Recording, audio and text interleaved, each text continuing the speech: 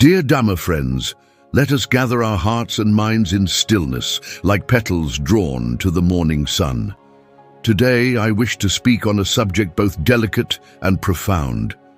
Why so many seekers stumble on the path to spiritual enlightenment, and how we might walk it with clarity and courage. This isn't abstract philosophy or a dusty relic from ancient times. It's a living truth, pulsing through our lives like the breath we so often overlook. There is in each of us a quiet yearning, an ache that stirs at dawn and weeps in the stillness of night. A longing for something beyond the routine grind of existence, beyond fleeting pleasures and lingering sorrows. Enlightenment isn't a golden trophy to be won.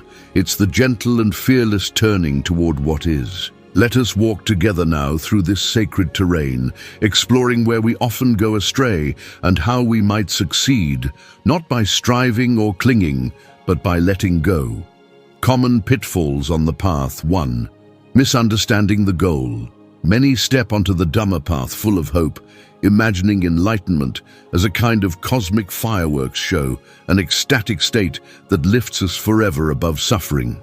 They chase visions, wait for mystical signs, and hope for angels to whisper secrets, but the path doesn't end in spectacle.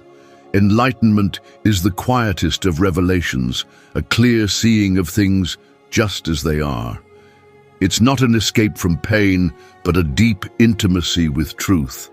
Like the lotus, it blooms not by avoiding the mud, but by growing through it. The awakened ones don't float above suffering. They simply no longer resist it. The Buddha didn't promise paradise, he offered a path.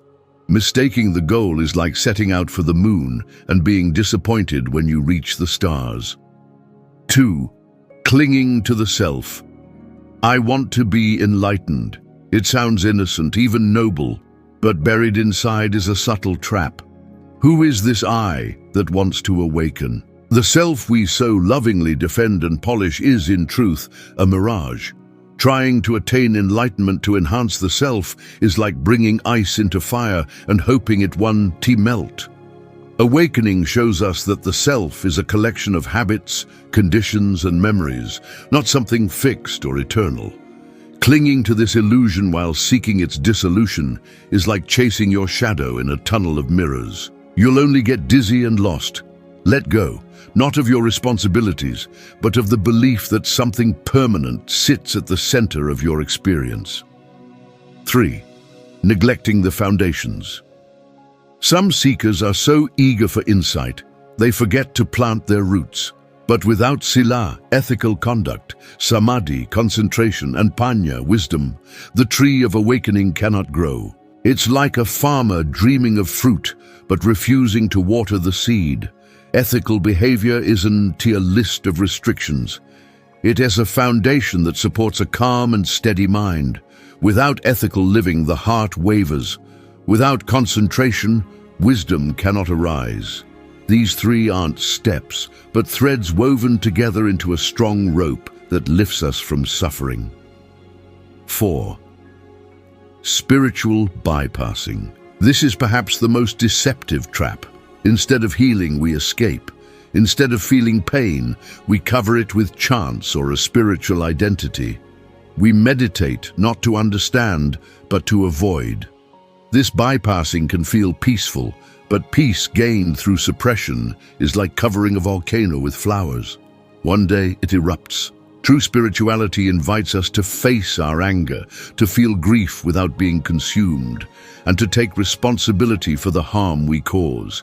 It's not a performance, but an honest and courageous surrender to truth. 5. Lack of right effort. Enlightenment isn't powered by willpower alone, but without right effort, even the clearest teachings fall on deaf hearts. Right effort is a gentle balance. Too much and we burn out, too little and we drift. It's like tending a fire. Too many logs smother it, too few and it dies. We need the steady warmth of commitment, not occasional bursts of enthusiasm. Ajahn often reminds us of the 5 spiritual powers: faith, energy, mindfulness, concentration, and wisdom. These aren't optional extras. They're the very engine of the path. Nurture them as a gardener tends to tender shoots, and in time, the harvest will come. Cultivating the path to success. 1. Developing right view. Everything begins with right view. It's the compass for the noble path. Without it, even sincere effort can veer off course. To see that life is dukkha, not because life is bad, but because of how we cling to it, is to begin to wake up. To recognize craving as the root of suffering is to finally know where to apply the medicine. Understanding that liberation is possible, not in some distant heaven but here and now, is the first true step. This isn't just an idea. It must be felt in the bones, tasted in silence, known in the breath. 2. Practicing mindfulness. Mindfulness is more than just noticing.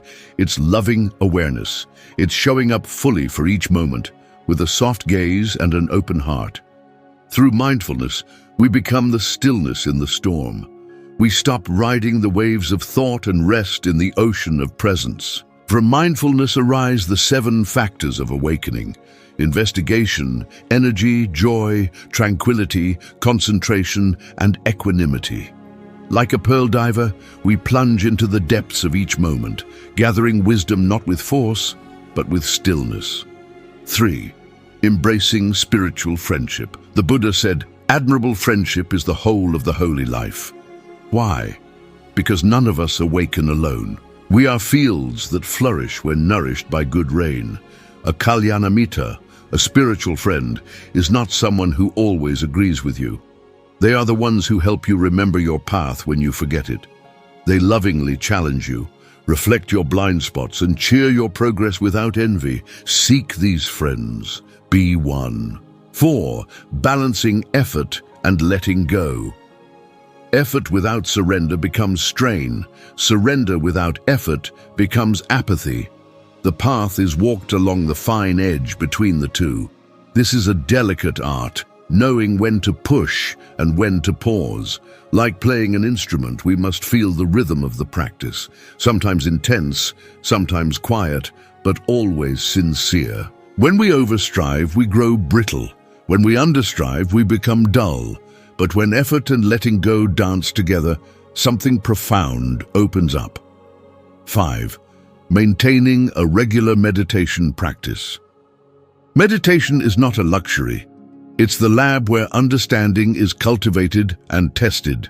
A regular practice is like watering a plant. You may not see changes every day, but deep roots are growing beneath the surface. Start small. 10 minutes of sincere practice is better than an hour of distracted sitting. Make your cushion your temple. Let the breath be your teacher. Progress isn't measured by how still the mind is, but by how gently you return to it when it wanders. A story of transformation. In a quiet village tucked between green hills and winding rivers, there lived a man named Saman.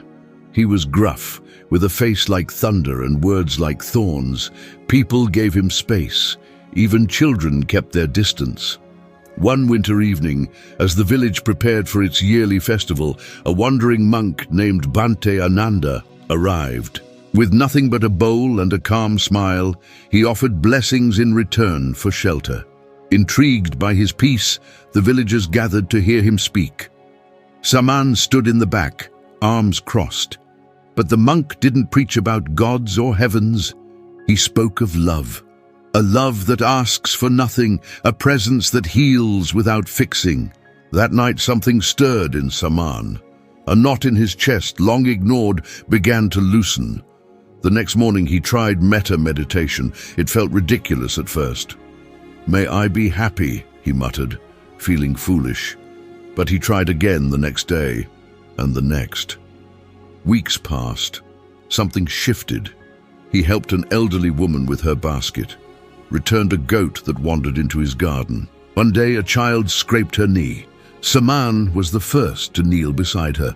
One morning, a small boy tugged at his tunic and asked, "Uncle Saman, why are you so kind now?"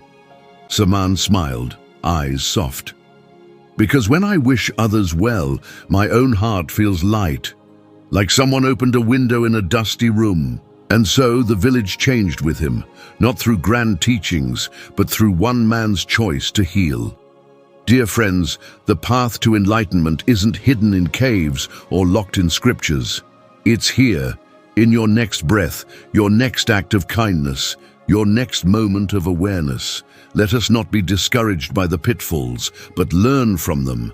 Let us not chase perfection, but walk with sincerity. May we walk this path with gentle strength side by side, heart to heart. And when we stumble, may we rise with compassion. In the end, it's not how fast we walk that matters, but how deeply we love as we walk. May all beings be free from suffering. May we awaken together. Sadhu, sadhu, sadhu.